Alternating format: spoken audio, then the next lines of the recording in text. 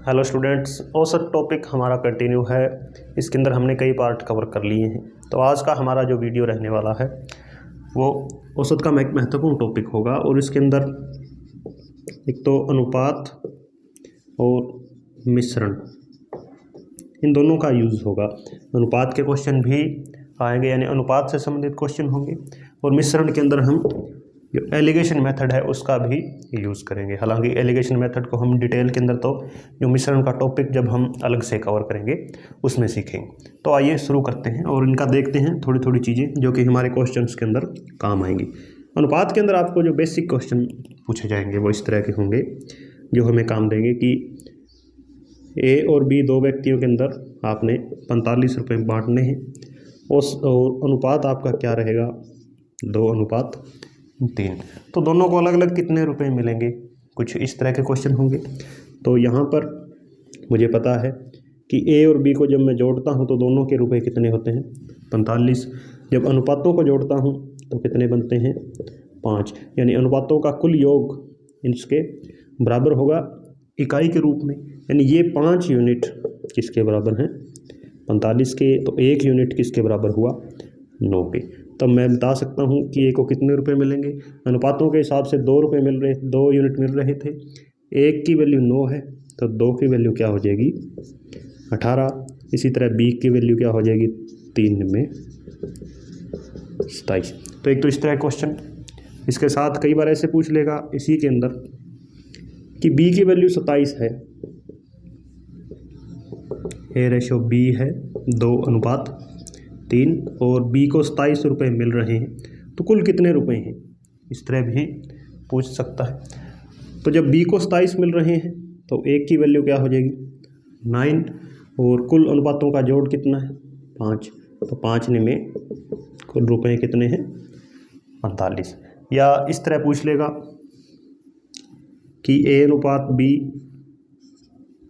और अनुपात दे रखा है 2:3 और हमें पूछ लेगा ये इससे कितने रुपए ज़्यादा मिलेंगे। हर बार ऐसे पूछ लेगा और कुल दे देगा कि 45। तो मुझे पता है कि 5 यूनिट 45 के इक्वल है, तो 1 यूनिट 9 के इक्वल होगा।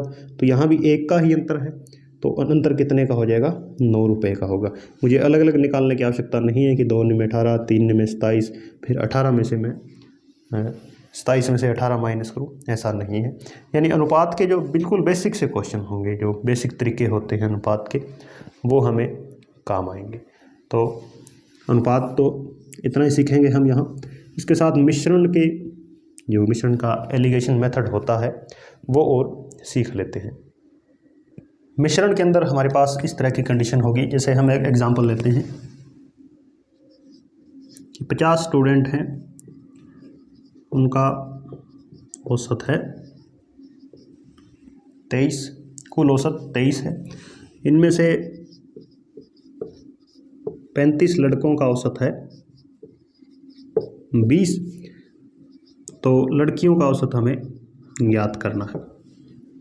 तो इसके अंदर जो एक तो तरीका हमने पहले भी सीखा है कि 50 का कुल जोड़ निकालो। 50 छात्रों का कुल जोड़ वो क्या होता है, औसत गुना संख्या। तो 23 5 115, 1150। अब लड़कों का औसत निकाल लो, 35 गुना 20, तो 35 दूना 70, 700। अब जो अंतर बच गया जोड़ के अंदर 450, ये जोड़ किसका है, सभी लड़कियों का है। लड़कियां हैं कितनी, टोटल 50 थे, 35 लड़के हैं, तो लड़कियां हैं 15। तो 15 से भाग दे देंगे तो लड़कियों का औसत कितना आ जाएगा, 30। एक तो ये तरीका होता है जो सिंपल तरीका है, हमने औसत के अंदर शुरू के अंदर सीखा था। लेकिन इसके अंदर गड़बड़ हो जाती है जब संख्याएं बड़ी हों या हाफ के अंदर दे रखी हों, पॉइंट के अंदर दे रखी हों, तब दिक्कत आती है, कैलकुलेशन काफ़ी लेंथी हो जाती है। अब इसी क्वेश्चन को हम एलिगेशन मेथड से करना चाहें तो भाई आसान हो जाता है। तो एलिगेशन मेथड क्या है कि आपको इसके अंदर औसत दिया होगा दोनों का कि बॉयज़ का औसत है 20 और गर्ल का है 30। कुल औसत भी इसके अंदर दिया होगा तो कुल औसत कितना दिया था हमें? 23। अब हम इनकी अलग अलग संख्या निकाल सकते हैं। तो 23 और 30 के बीच अंतर कितना है? 7। यानी इस तरह लाइन के अंदर इनका अंतर निकालना है। तो इसका अंतर 20 और 23 का कितना हो जाएगा? 3। ठीक है, इस चीज़ को आपने हमेशा ध्यान रखना है कि x की शेप आपने बनानी है। जो बीच का है ये कुल औसत होगा, और अंतर के अंदर हमें प्लस माइनस से कोई मतलब नहीं, हमें केवल अंतर ही ढूंढना है।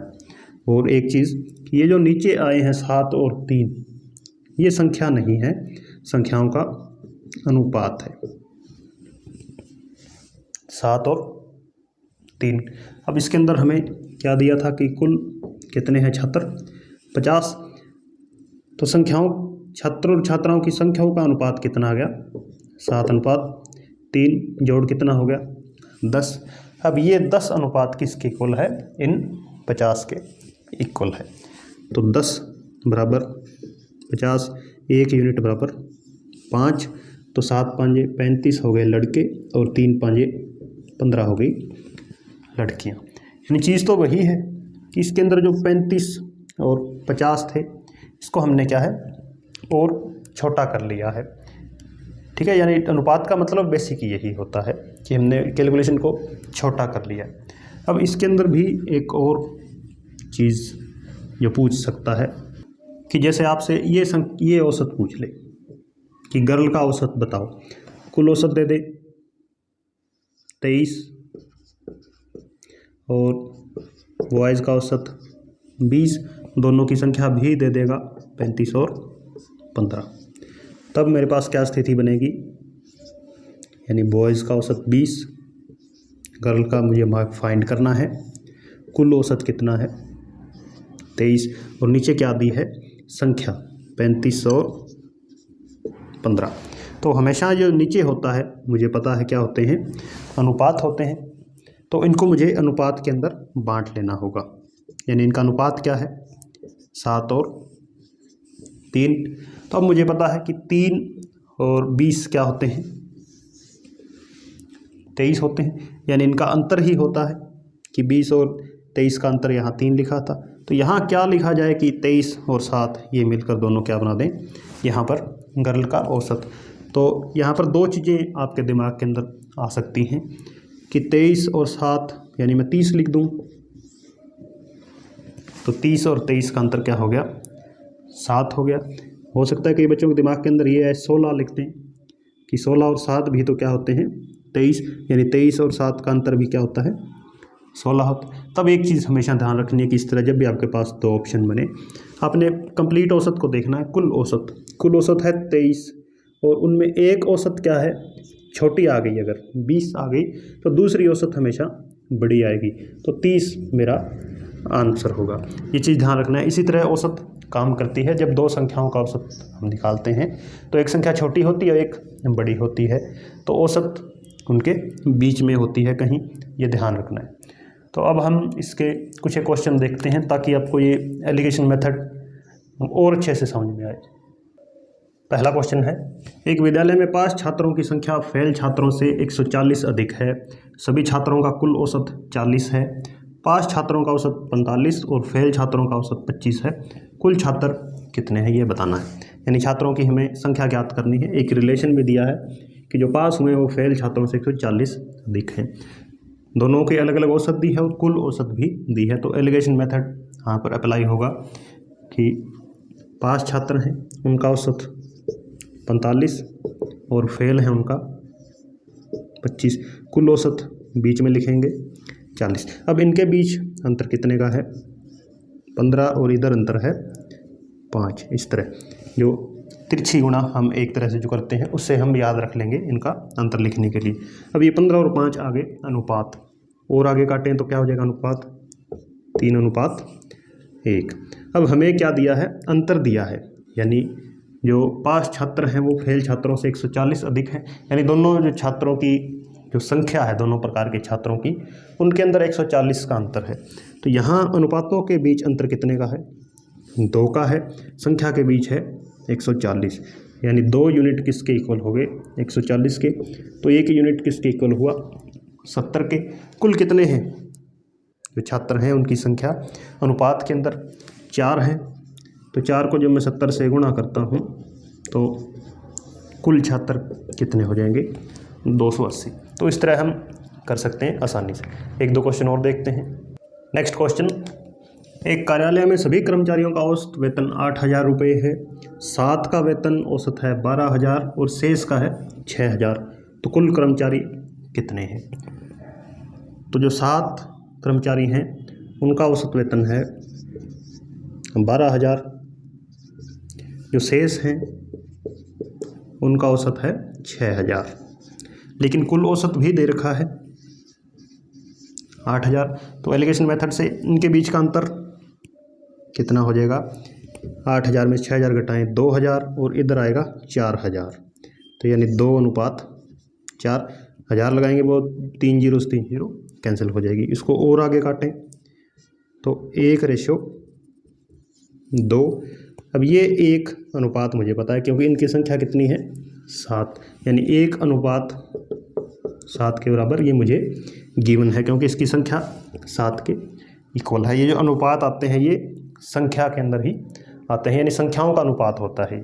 तो मुझे कुल ज्ञात करने हैं, तो कुल कर्मचारियों का अनुपात 3, तो 3 की संख्या कितनी हो जाएगी? 3 7 21, तो कुल कर्मचारी कितने हैं? 21 हैं। तो इस तरह के एक दो क्वेश्चन और देखते हैं। नेक्स्ट क्वेश्चन, सभी कर्मचारियों का औसत वेतन 6,000 रुपये है, अधिकारियों का औसत वेतन 12,000 रुपये और 400 क्लर्कों का औसत वेतन है 3750 रुपये। तो अधिकारी कितने हैं ये बताना है। तो सभी प्रकार के कर्मचारियों का औसत तो 6,000 है, लेकिन जो अधिकारी का औसत वेतन ज़्यादा है, कितना है? 12,000। वहीं क्लर्कों की संख्या भी दी है 400, इनका वेतन है 3750 और कुल भी दे रखा है कि सभी कर्मचारियों का कुल कितना है 6,000। तो इतनी चीज़ें गिवन हैं। तो एलिगेशन मेथड से इनके बीच का अंतर कितना है? 2250 और इनके बीच है 6,000 का, 1 0 से 1 0, 225 और 600। जब इनको 25 पर काटते हैं तो कितना आएगा? 9 और ये आएगा 24। 3 पर फिर से कट रहा है, 3 और 8, यानी 3:8 के अंदर है इनकी संख्या। लेकिन कलर कितने दे रखे हैं? 400 हमें गिवन है, यानी ये 8:400 के इक्वल है। तो 1 यूनिट कितने के इक्वल हुई? 50। हमें बताना क्या है? अधिकारी। तो अधिकारी का ये जो अनुपात कितना है संख्या का? 3 है, तो 50 दिए 150 अधिकारी हैं। एक क्वेश्चन और देखते हैं। नेक्स्ट क्वेश्चन है, किसी स्कूल में छात्रों की औसत आयु 6 वर्ष है, 12 अध्यापकों की औसत आयु 40 वर्ष है, सभी का औसत 7 वर्ष है, छात्र कितने? तो उसी टाइप का क्वेश्चन है कि जो छात्र हैं उनकी औसत आयु 6 वर्ष है और जो अध्यापक हैं वो संख्या के अंदर तो 12 हैं, लेकिन उनकी आयु औसत के अंदर 40 है। सभी का औसत भी दे रखा है 7 वर्ष। तो एलिगेशन मेथड से 40 और 7 के बीच अंतर 33 और यहाँ अंतर 1, यानी 1:33। अब ये 1 अनुपात संख्या के अंदर किसके बराबर है? 12। तो छात्र कितने हैं अनुपात के अंदर? 33। उनकी संख्या कितनी हो जाएगी?